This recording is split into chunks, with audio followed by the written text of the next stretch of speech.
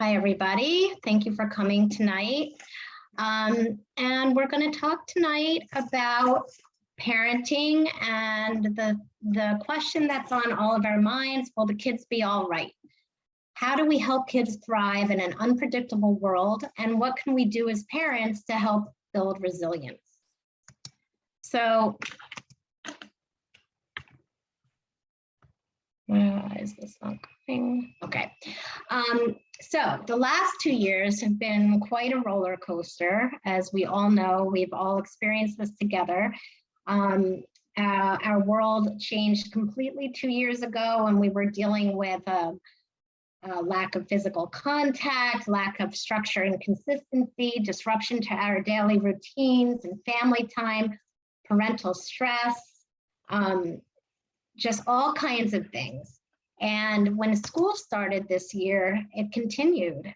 We didn't know, we had to make all these decisions without full information and conflicting information, masks, no masks, worries about vaccines and not getting vaccines. And it really was tough for us parents. So tonight I'm going to talk about the worries that we have for our kids and how we can, as parents, help our children be more resilient, and how also we can deal with our own stress during these very stressful times. So will our kids be all right? We have lots of worries about our kids, new worries about their social, emotional, physical, and academic abilities and development. Plus the old worries haven't gone away. So we want to talk about what are your biggest challenges during the past few months or the past school year. What have you thought? We want you guys to participate and tell us what your biggest challenges are. So I think I'm gonna hit this, yeah. And Jody, I just put into the chat so everyone can click that link. Yes. So you're going to see this little thing that's on the slide, and if you could just put your thoughts into the chat, what your biggest parenting challenges were this year.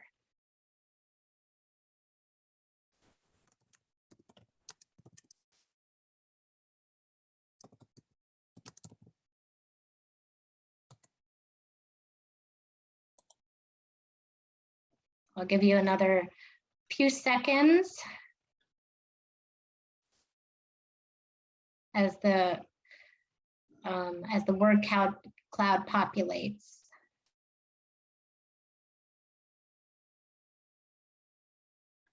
So we're seeing anxiety, play dates, difficulty with play dates, I guess, maintaining routines, the lack of connection and time for ourselves. What do we do when we can't get a vaccine for our child because they're too young? Decision fatigue, what do we do? Do we send our kids to school? Do we not? Social anxiety because we haven't been connected to people for a long time because of the pandemic, and it's almost like this is new. Worries about getting sick, lack of structure, lack of connection to the community, kids having tantrums. All of these things have added to our own stress as parents and make it difficult to know how to deal with it and how to help our kids. Hey, Jody, I'm not sure people can see the word cloud. Oh, no, you guys can't see it? No. Oh my goodness. No. All right, let me see if I can. I thought it was me, so I'm just chiming in. Okay, So that... I can, let's see, hold on. I can share it. Let's see. I'm gonna share the words. Okay. Okay, can you all see that? Yes. Ah, good, okay. I guess I was the only one who could see it. That's not good. Okay, so you can see, I wonder if seeing it helps everybody feel like they're not the only one who feels this way. Fear, anxiety, risk calculations. I hope that this is resonating with all of you, to see that many people have the same worries and challenges that you do. And I'll read some, lack of connection, getting sick, less structure, time management. We're going to cover a lot of these things this evening. Fear of COVID, how it's hard to wake up in the mornings. Okay, so I'm going to go back to the presentation.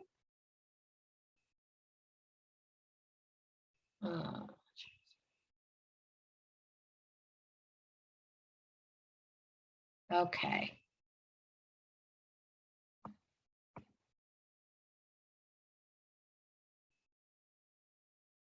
All right. All right. So tonight we're going to focus a little bit on depression and anxiety. And, this may seem like a scary topic, talking about depression and anxiety, but it's really important to remember that anxiety and sadness are part of everybody's life.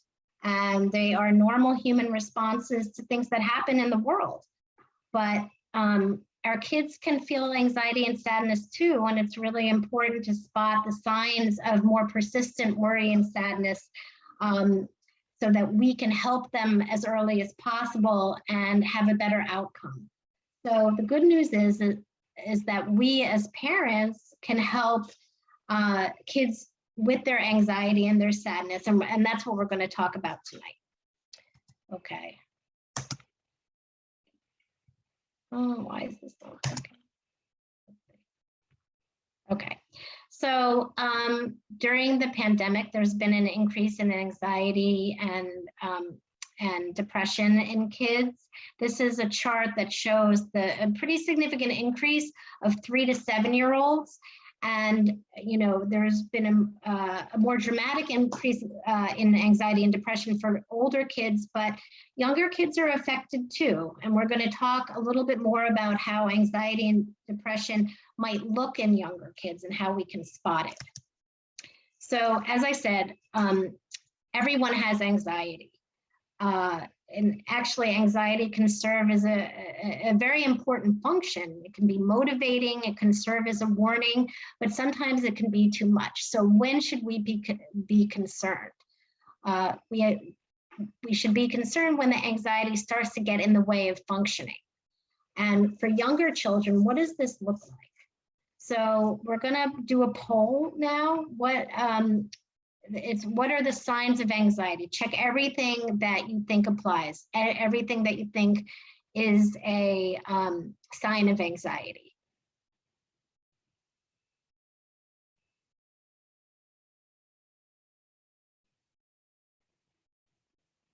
Does everybody see the poll? Okay, good, I see.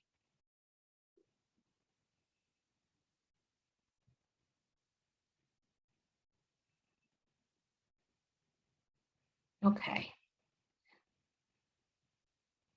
All right, so, okay, you're still answering. So it's important to note that all of these things does not necessarily mean your child has anxiety, but it could when we look at it with other things. Like, sometimes kids have headaches and stomach aches, but often, it could be a sign of anxiety. If a child refuses to use the bathroom at school, that could be an anxiety, an indication that there's some anxiety there. Changes in sleep patterns, you all thought that was a sign of anxiety, and that could very well be. And avoiding social situations, asking what if questions, having trouble concentrating, all of these things can be signs of anxiety. Doesn't mean they definitely have anxiety, but they could be, okay? Okay. Here, I guess I could share the results. I don't know. So, okay. Okay. Can we start? I don't know how to, oh, maybe. You just X There we out. go. Okay, got it. Okay. So we're gonna, okay.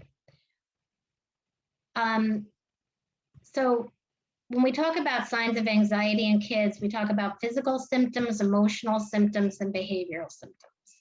Okay, so in terms of physical symptoms, as we said, headaches and stomach aches, sometimes refusing to eat, sometimes not using bathrooms except at home. Sometimes being restless and fidgety and distracted could look like ADHD, but it also could be anxiety getting in the way of focusing and trouble sleeping. Some emotional signs of anxiety. If a child cries a lot, if they become grouchy or angry without a clear reason, if they're afraid of making even minor mistakes, panic attacks, or even being afraid that they might have a panic attack could be a sign of anxiety. Worry about the future, sort of excessive worry. You know, if a child in 3rd grade is worrying about middle school, worry or fear a drop-off, frequent worries about losing a parent or a loved one, and difficulty concentrating because the worry gets in the way, and this could get in the way of a child following directions and completing assignments and paying attention and really learning.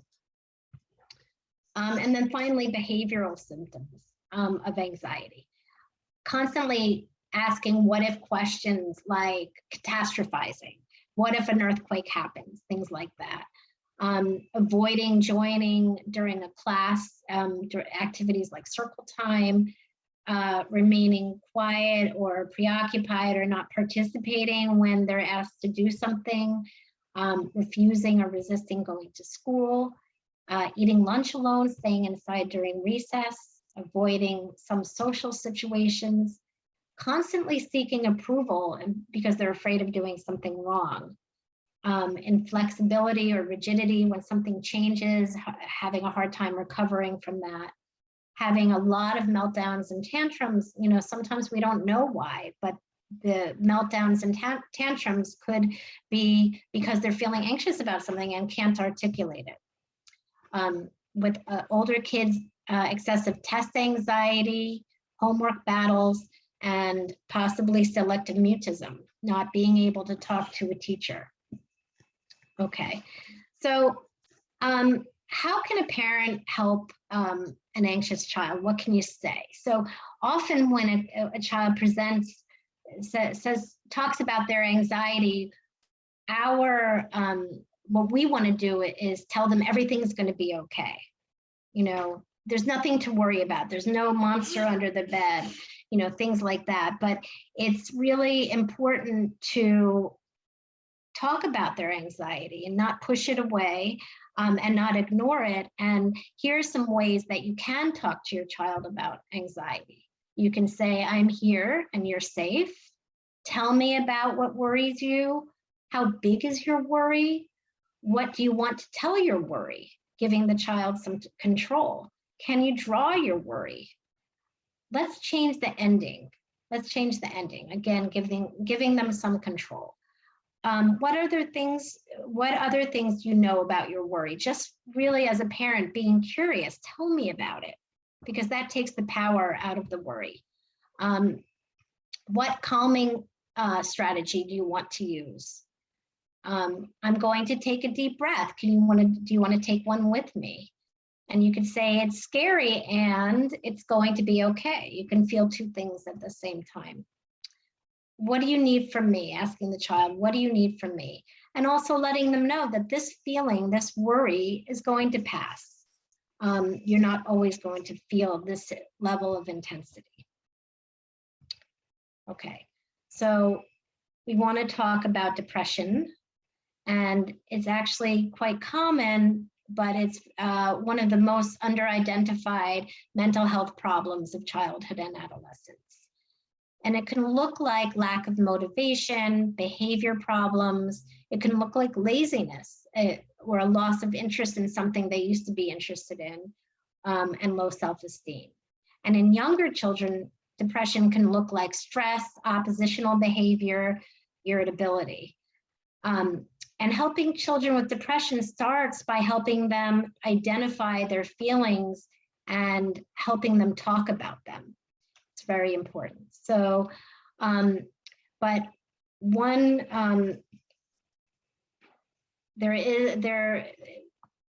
I don't want to be too negative, because there are a lot of things that we as parents can do to help kids with their big feelings, with their sadness, with their anxiety, and resilience, helping them to build resilience. That is the antidote to depression and anxiety.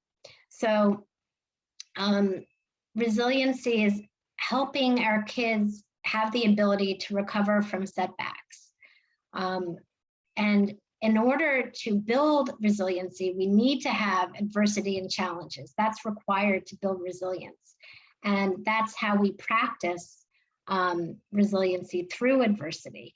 I like to use this analogy of teaching a child to ski. When we teach a child to ski, we know that they're going to fall, right? And so we anticipate that. We help them learn how to fall forward. And if we don't do that, then they fall backwards and they can't get up. So the idea is to teach kids how to fall and how to get up, and that it's okay to make a mistake. So we also, I'm going to talk a little bit about active listening and how we can help kids through active listening. So right now, I'm going to ask you to use the chat to tell us what you think active listening means.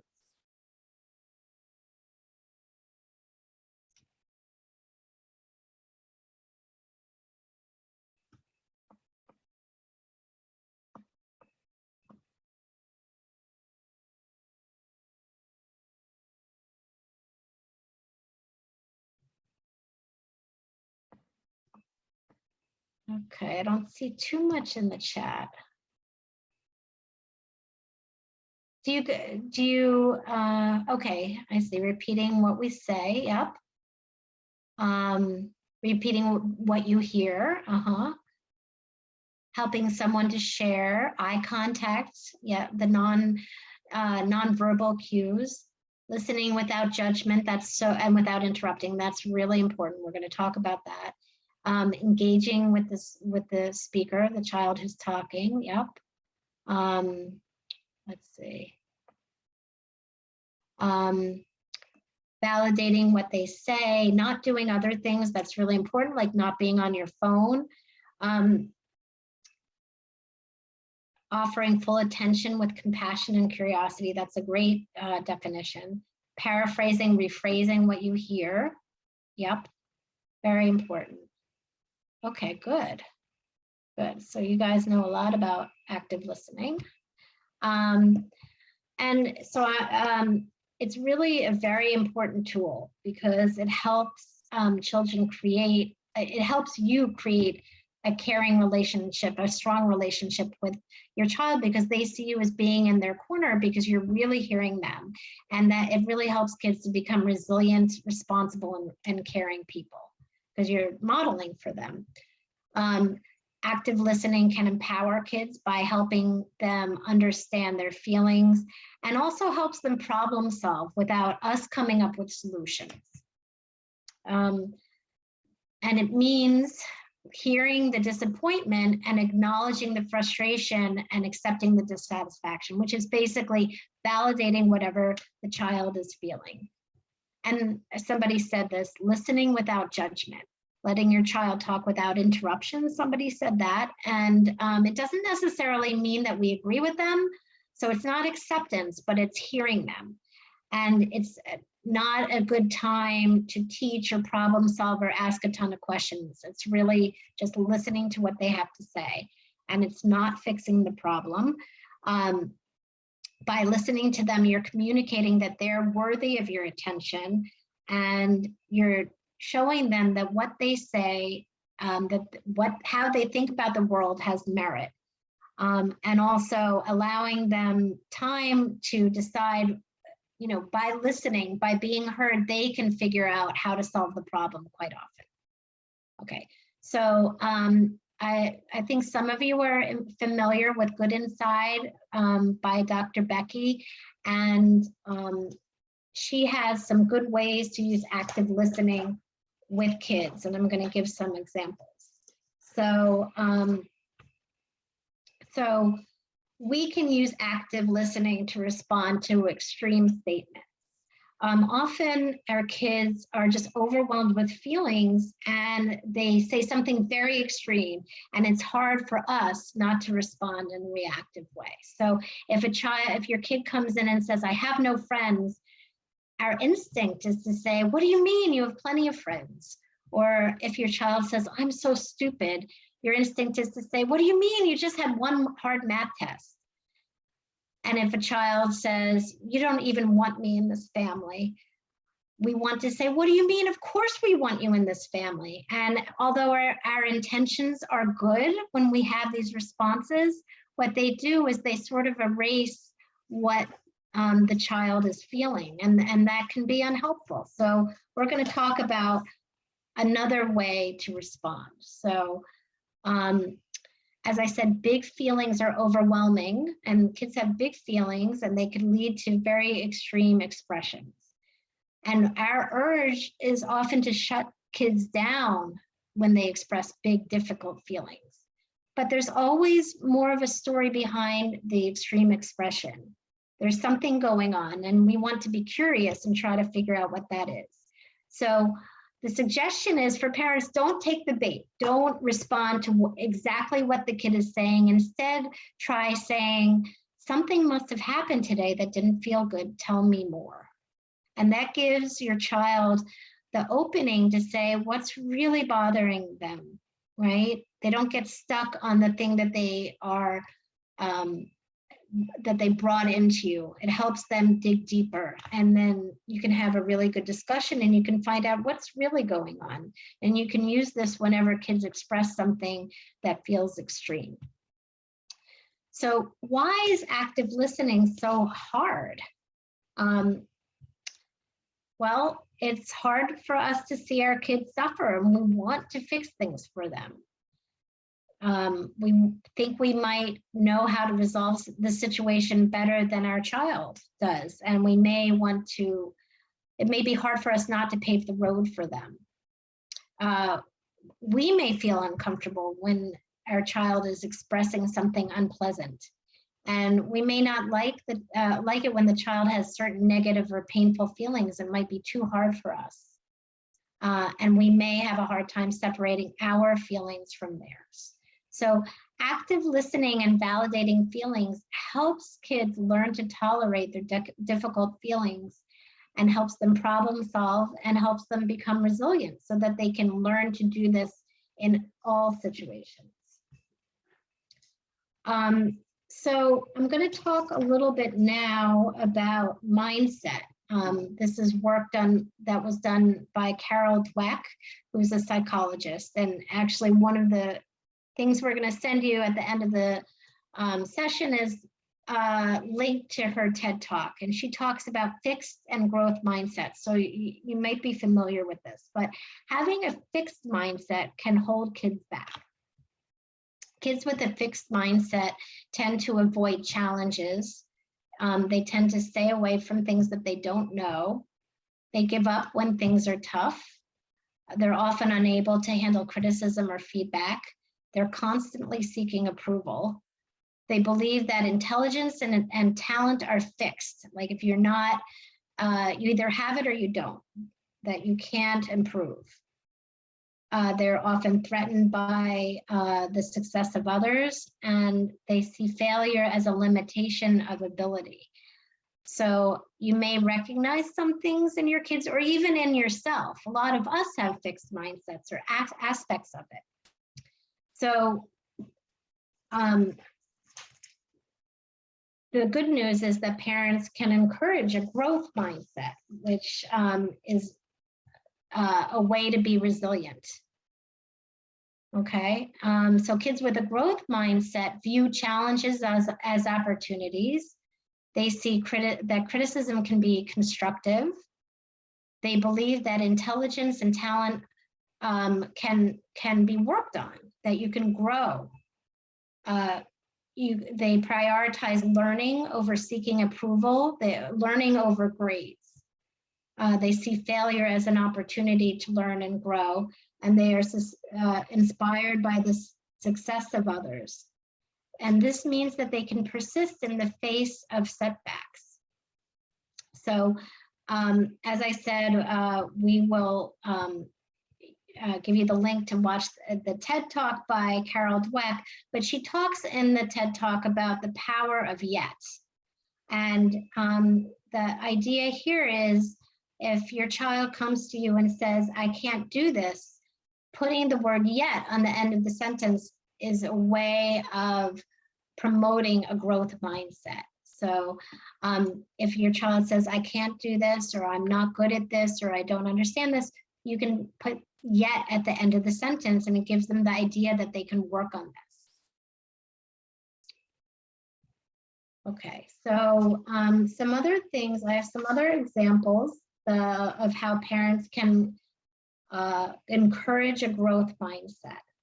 So I'm gonna show you some things that we typically say, that we just say without, just as a reaction. You know, we might say to our child, you're so smart. But this actually makes them think that intelligence is a fixed quality, and it doesn't encourage a growth mindset. So try instead to say, oh, I can see you work so hard on this, because it helps children understand that the value is in their effort and not in the end product. And that's what we want. We might say, if a child is having a hard time, it's okay, maybe you're just not cut out for this.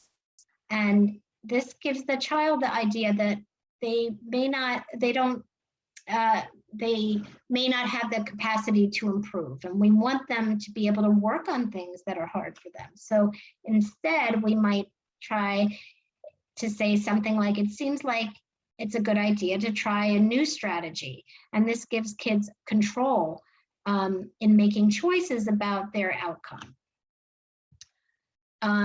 If we see our kid is really doing great at something and we think they're a natural at that, we might say that you're a natural at this. But that gives the child the idea that then if they fail or make a mistake, they don't have that talent. So instead, again, focusing on what they're doing, the activity. I like watching you do that, because that gives them the idea that doing an activity for the pleasure of doing it is what's important, regardless of the outcome. So again, we might say, if a child does something very easily, that's right, you did that so quickly and easily, great job. But that kind of minimizes the idea that effort is so important. And we don't want kids to just do things because they're easy. So instead, we might say, oh, it looks like that was too easy for you. Let's find something challenging so your brain can grow. And that is something we can say to encourage a growth mindset. So another one might be, you know, we might say to our kid, oh, that's not right. Are you even paying attention in class? It seems like you're not even trying. And this, we don't really know what's going on. Kids want to do well. They may be having anxiety. They may be having a hard time in class. So instead, what we might say is, okay, that's not right, and you don't understand this yet. What strategies can you try to understand better? And then it's that gives the child the idea that there's something else they can do, that trying something different is a good idea, and that they have the ability to improve. Okay. If something is very difficult, we might say, oh, that was really hard. I'm glad it's over. You don't have to do it again. Again, that mitigates the importance of working hard, of meeting a challenge and looking for challenges.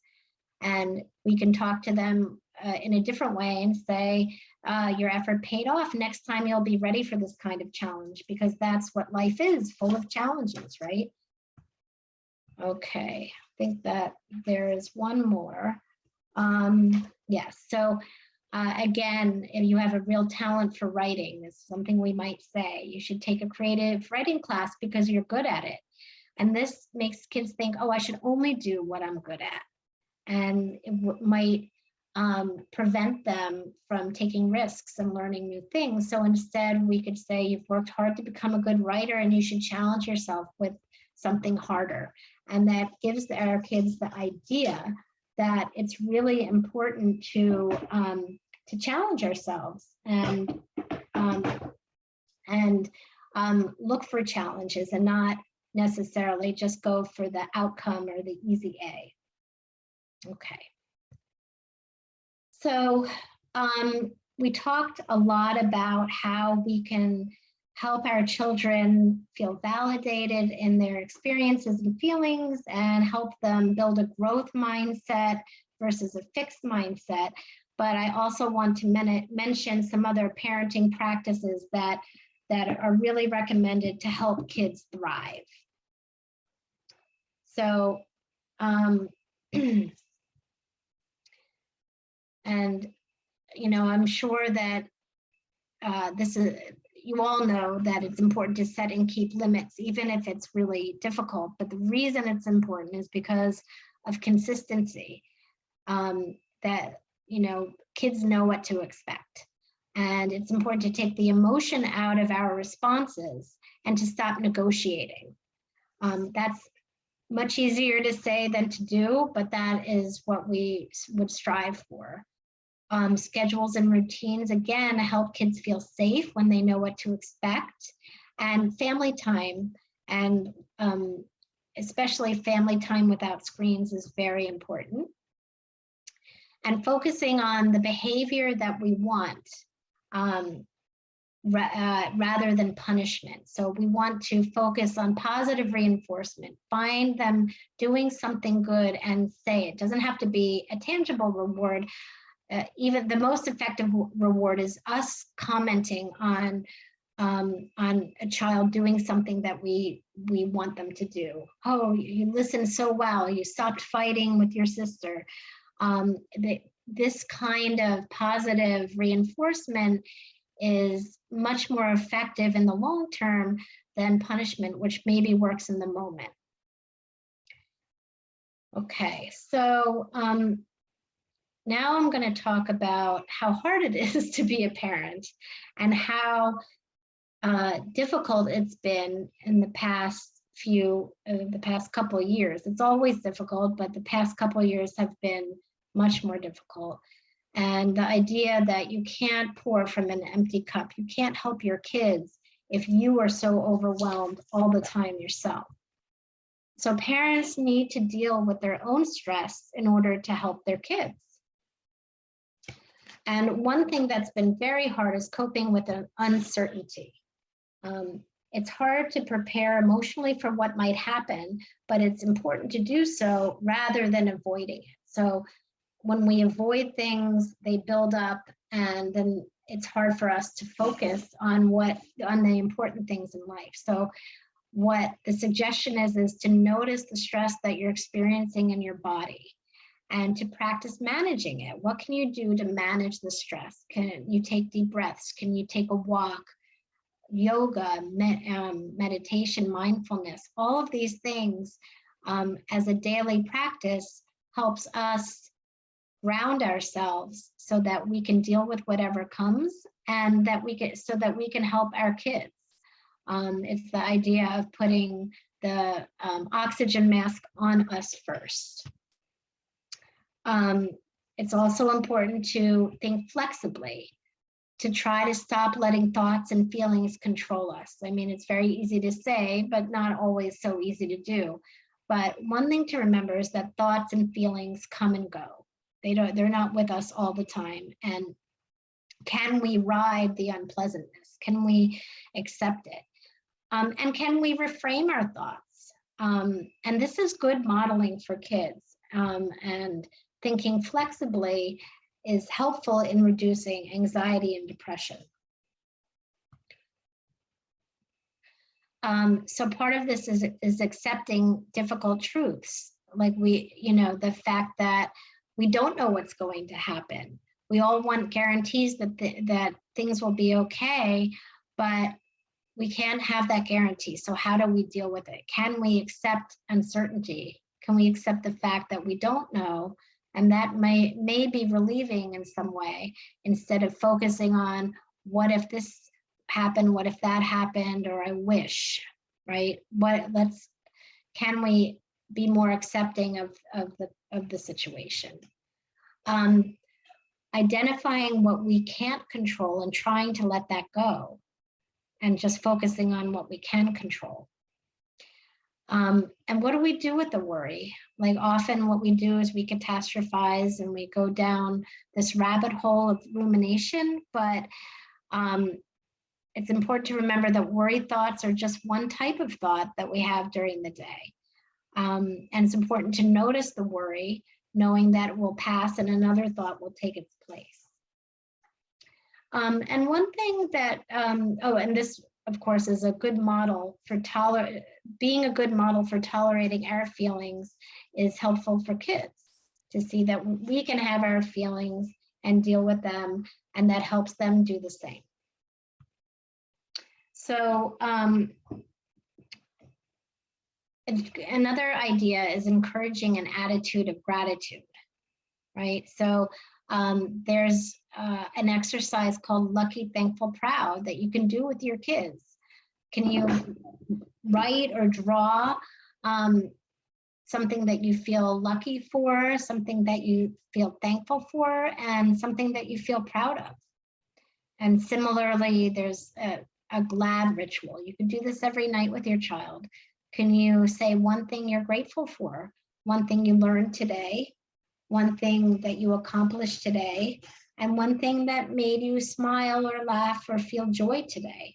So this helps to kind of reframe your thoughts from being so negative when things seem sort of bleak to finding the positive.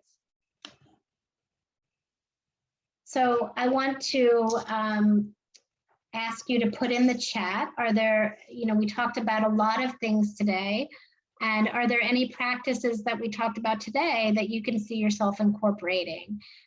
And if you have any questions, or if you want to hear more about anything, you can put that in the chat as well. We'd love to hear what resonated with you.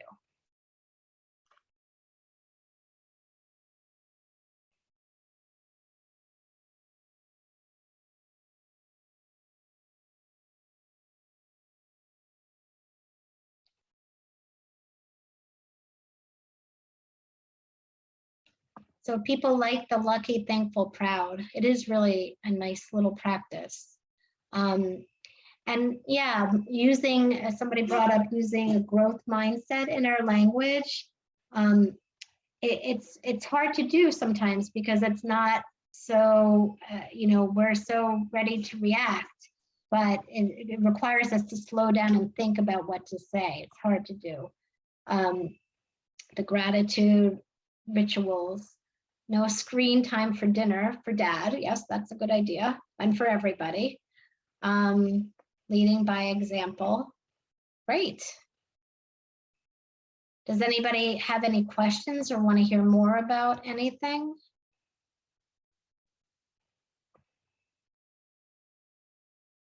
Yeah, being more aware of the responses we might say versus what we might try. It kind of sometimes takes a minute to like slow down, take a deep breath, and put some space between the feeling and the reaction. Yeah, saying things differently than reacting and shutting their feelings down. Yeah, it's hard to do that sometimes though.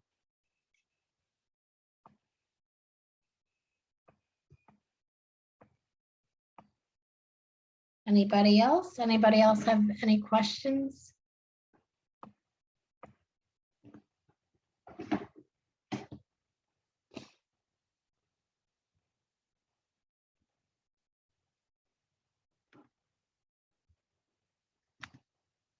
Here, I can stop sharing and we can look at the chat. Separate. You go ahead. Thank you so much, Jody and Blair. if there's any more questions, I'm happy to step aside, but you've covered so much tonight already. And I know that I'll be using a lot of these techniques starting tomorrow morning, bright and early when my kids roll in. And thank you to everybody for joining tonight. Please look out for a brief follow-up survey on the program. It should come to your inbox this evening. And there's a lot of upcoming events that you guys should keep an eye on. There's the Community Mitzvah Day on Sunday, April 3rd. There's a Yom Ha'atzmaut family celebration on Sunday, May 1st. There's next door's May Soiree on May 5th. And there's a special conversation coming up on how to effectively discuss race with your children on May 18th. That should be really special too. So we hope to see you at all these upcoming events. And I'll leave it open if there's more questions, but otherwise, thank you guys so much. This has been really helpful, and thanks for engaging in the polls and the chats and everything. It was great. Thank you, everybody. If anybody has any last questions, you can put it in the chat or just you can unmute and, talk at this point. If anybody has anything for Jody or for Blair. Okay, if not, it's a Thursday night, so, yeah. Oh, yes? I see a hand. Yeah. Yes, Hatsune. Hatsune Natterman, you're on mute. Hi, I have one question. Yeah. So when I saw the conversation example, we realized we make so many mistakes every day. That's the kind of reason why we are laughing. But so is there any way that after we say something we should not say, the positive parenting aspect, is there any way to recover? Of course. Should I say that? Yes.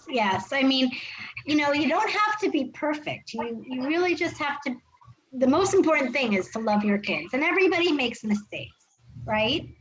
So, if you say the wrong thing, that's okay. I say the wrong thing constantly.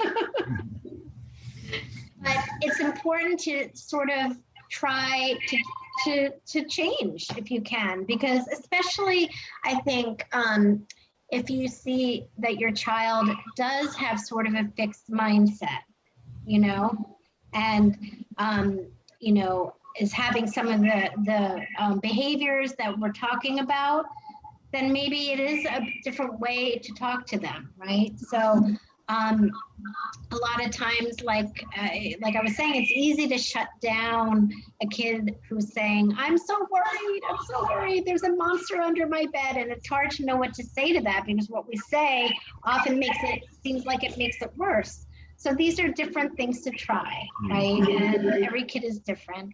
And it's not mistakes, it's sort of doing something in a different way that could be helpful. Okay. Thank you. Carmen said you could say, I'm sorry that didn't come out right, let me try again. Rephrasing, yeah. Yeah. And then you're modeling growth for your child as well, right? That's true. The mistakes are okay. Thank you very much. So I have a follow-up question. So, Okay. like a lot of these are focused on like sort of one-on-one situations with children. Good question, yeah. Like, what if you have children like competing for attention, at the same time? Like, how do you, and we're not always both around. How do you like deal with that? I guess in the same. What if both? What if more than one child, 2, 3, or whatever, are the feedback at the, or expressing these at the same time? Like, how do you, how do you prioritize? Well, I think, I don't know if this is exactly answering your question, but going to the feeling again. Why do they want your attention? Oh, you miss mom and dad so much. You just can't wait to, tell us this or have us play with you. You go to the feeling. The feeling is that they really miss you and they want to be connected to you. And then you can say, I really want to play with you too, but I have to finish making dinner. I don't know if that answers the multiple children question at the moment, but it's that kind of thing where what is it they're feeling? What is it that is going on that they're acting the way that they're acting?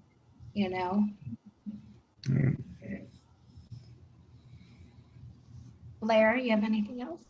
Sure. And I sometimes think, I know it's easier said than done, but having a planned maybe 10 minutes with each kid, even once a week, that they know they're going to get your full attention. sometimes can mitigate some of those other occurrences, if that makes sense. It sounds a little silly, but it really can be helpful to just know that they're going to have maybe a little bit more than 10, but we do what we can of your undivided attention.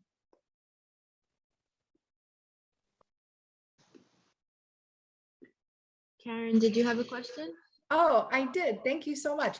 So I think someone just said it about, showing parent growth and apologizing all the time. And I admit over the last 2 years, my parenting style has been very fluid. We've tried things that worked and we tried things that didn't work. And then things that did work, like a year later, they didn't work anymore. So I think my question is it beneficial at all to try to connect with your children by sharing like your own limitations and your own anxieties and your own strengths? I don't necessarily want to admit that I've cried in front of my kids in the last 2 years and said, like, this is really hard for everyone. We're in it together. Mommy needs a minute. But I'm just like, where is that line between showing your child that you too are vulnerable and then being like a pillar of strength 100% of the time? Well, I think you just said it. I think that's great that you can show your kids that you can have difficult feelings and that you can talk through it. I mean, I think maybe what you're saying, it's not helpful to completely fall apart and fall on the floor and not be able to get up. Okay. You could do that when they're not watching, but it's okay to show feelings and that you're sad or upset or saying this is really hard. And, that because what we want the most is for our kids to come to us when they're not feeling good.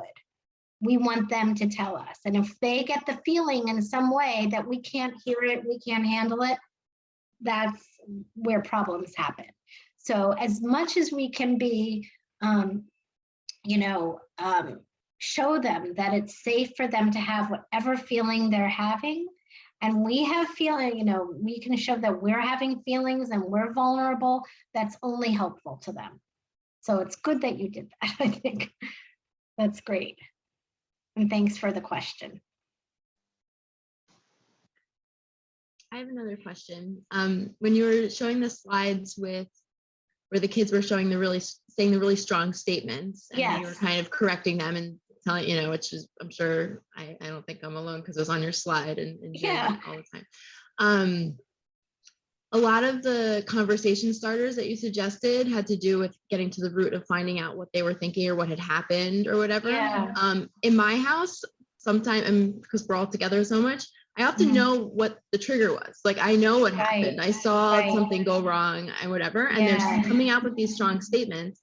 What's another way to kind of get into that conversation when Right. you already know what happened? And I see what you're saying. So you could say, it's about, again, going to the feelings. So, oh my gosh, I know you were so upset that your sister got to go get ice cream and you didn't. Right? What is the feeling there? I understand. I get it. You're upset about that. You're having the right feeling, right? I know you're upset because your brother didn't want to play with you. I get it. So it's like saying, going to that feeling and sometimes like the suggestion in the presentation was tell me about it, as if to your point, we had no idea what was going on. But sometimes we do know, and kids can articulate it. So it's helpful if we articulate the feeling for them. And I often describe that as narrating. Just think of it as you're narrating what you're seeing and you're describing what you're seeing, right? You were really upset when your brother pushed you, or you were maybe given a more specific than upset, but you know what I mean, kind of narrating what you're seeing. And it also gives you a second to breathe because you're able to just describe what you're seeing. And that's easier to do than trying to solve everything, right?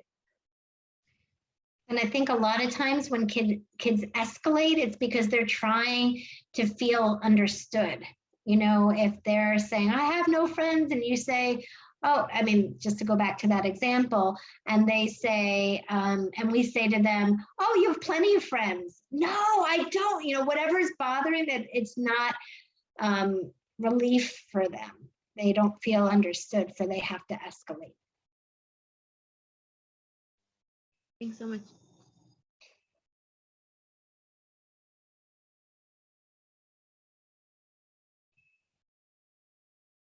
Anybody Time- else? We have time for one or two last questions. Otherwise, thank you so much. Going once. Going twice.